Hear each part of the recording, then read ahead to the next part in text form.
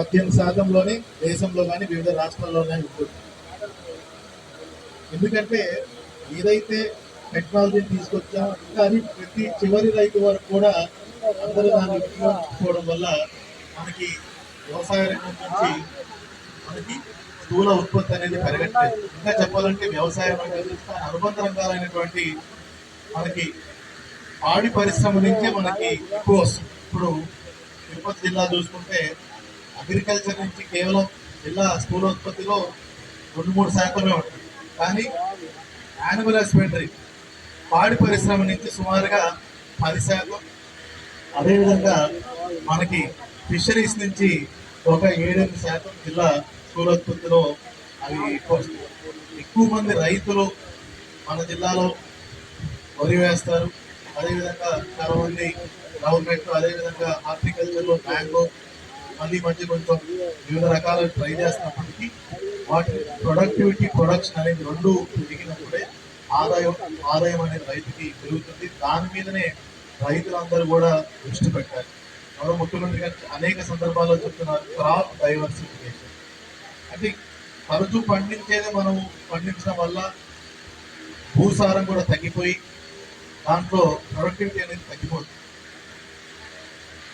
మీరు కూడా వివిధ రకమైనటువంటి పంటలు, మిశ్రమ పంటలు కానీ అంతర పంటలు కానీ ట్రై చేసి ఒక క్రాప్ మీరు వరి వేసిన ఇంకోసారి వేరే ఆల్టర్నేట్ పంట వేసినట్లయితే ముఖ్యంగా ఈ మధ్య డిమాండ్ సప్లై మీరు చూసుకోవాలి. ఎక్కువ మంది కూడా వారి ఆరోగ్య అవసరాల నిమిత్తం చాలా మంది ఈ మధ్య కొరన్నం, అదేవిధంగా రాగులు ఇట్లాంటి మళ్ళీ పురాతన కాలంలో తినే వాటి కోసం ఎక్కువ వెళ్తున్నారు.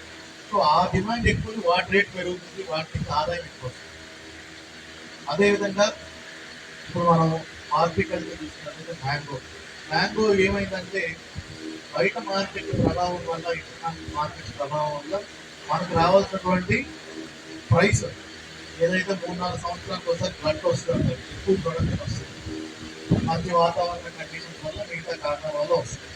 అప్పుడు అది ప్రొడక్షన్ పెరుగుతుంది. ప్రాసెసింగ్ వాళ్ళకి వాళ్ళ దగ్గర ఆల్రెడీ 4 సంవత్సరం లోడ్ ఉంది, బయట ఎక్స్పోర్ట్ చేయలేకపోతున్నారు. మామిడికాయ కన్సంప్షన్ కూడా కొంచెం గత 5-6 సంవత్సరాలతో పోలిస్తే కన్సంప్షన్ షుగర్ వస్తుంది, మిగతా కారణాలతో కన్సంప్షన్ తగ్గిపోయింది. దీనివల్ల మామిడి రైతులందరికీ ఇబ్బంది ఉంటే మళ్ళీ ప్రభుత్వం ఆదుకోవడం, వాళ్ళకి కనీస మద్దతు ధర ఒక ₹4 ప్రకటించడం ఇట్లా జరుగుతుంది. కొంచెం రైతుల్లో భయ ఆందోళన కూడా తీసినప్పుడు ఉంటాయి. కానీ మనము అందరూ మామిడి వేసే బదులు ఇప్పుడు సత్యవేట నియోజకవర్గంలో ఫ్లోరికల్చర్ అంట ఫ్లవర్స్ విపరీతంగా డిమాండ్ ఉంటుంది. చెన్నై మార్కెట్ కానీ బెంగళూరు మార్కెట్ కానీ అది చూసుకోవచ్చు. ఆయిల్ పామ్ పెంచుతున్నాం. అదేవిధంగా మనము ఈ మధ్య యాసిడ్ లైన్ కూడా బాగానే వస్తుంది. మనకి రైల్వే కోడ్ అంతా కూడా బనానా బాగా వస్తుంది. మన బనానా కూడా ప్రైస్ చాలా విపరీతంగా తక్కువ వస్తే మళ్ళీ ప్రభుత్వం ఇంటర్వ్యూన్ అవ్వాలి. దయచేసి నా విన్నపం ఏంటంటే రైతులు కూడా శాస్త్రవేత్తలు ఉన్నారు, ఆర్ఐఆర్ఎస్ ఉంది, కృషి విజ్ఞాన కేంద్రాలు ఉన్నాయి, యూనివర్సిటీ నుంచి చాలా మంది ఉన్నారు.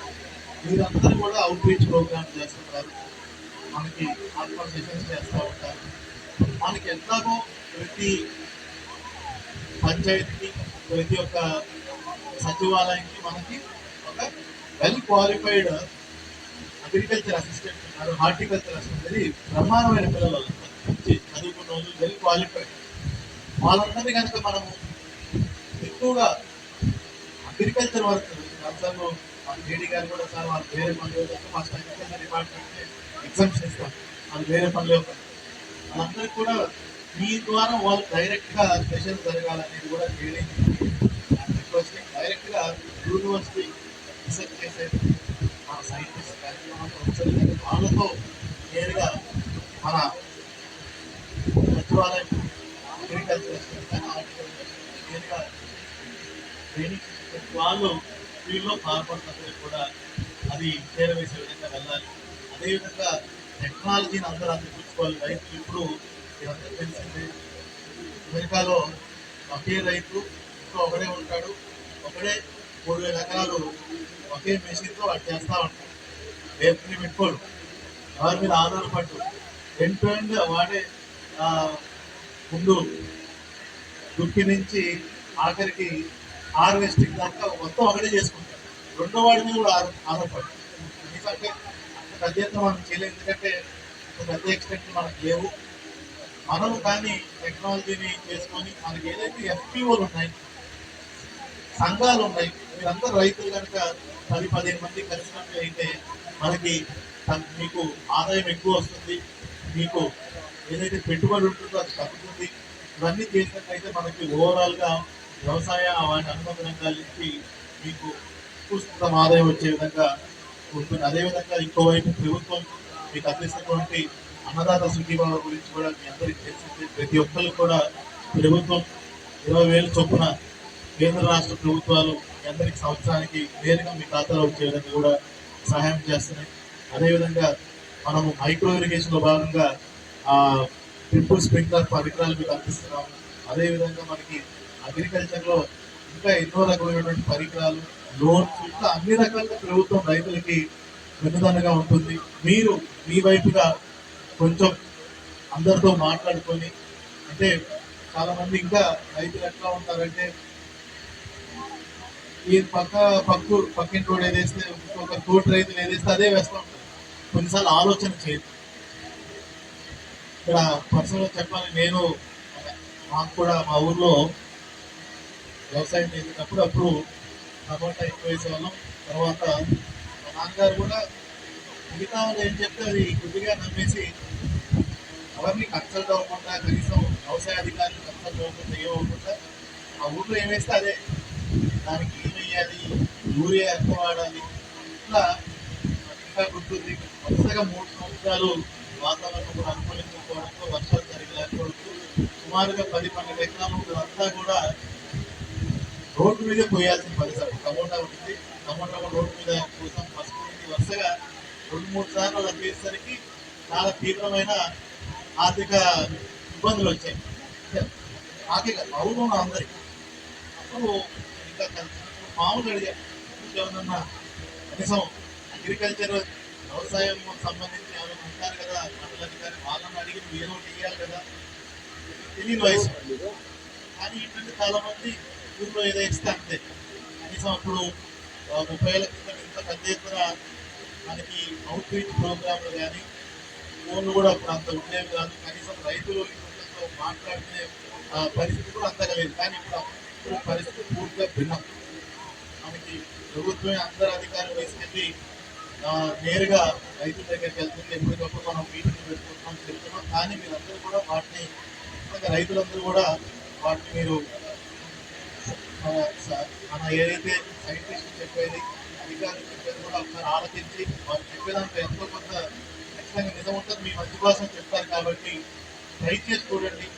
ఎప్పుడు మొదటి ప్రయత్నం రాకుండా 2-3 సార్లకి దాని మీద మీకు మంచి ఆదాయం అయితే అవుతుంది. దయచేసి రైతులందరూ కూడా డైవర్సిఫికేషన్ ఆలోచించండి. అదేవిధంగా న్యాచురల్ ఫార్మింగ్ మీద పెద్ద ఎత్తున తీసుకొస్తుంది. ఈ ఏదైతే ఫర్టిలైజర్స్ వినియోగం కూడా తగ్గించండి. మొన్న జిల్లాలో రబీ సీజన్లో మేము ముందుగానే చెప్పాం, ఈసారి వరికి కేవలం 3 బస్తాలే మాత్రమే ఇస్తాము, యూరియా అంతకంటే ఇవ్వలేదు. చాలా మంది రైతులు నేను ఫీల్డ్లో మా అధికారులు వెళ్ళినప్పుడు మాకు ఖచ్చితంగా 4-5 బస్తాలు కావాలి కూడా అంతే వేసామంటారు.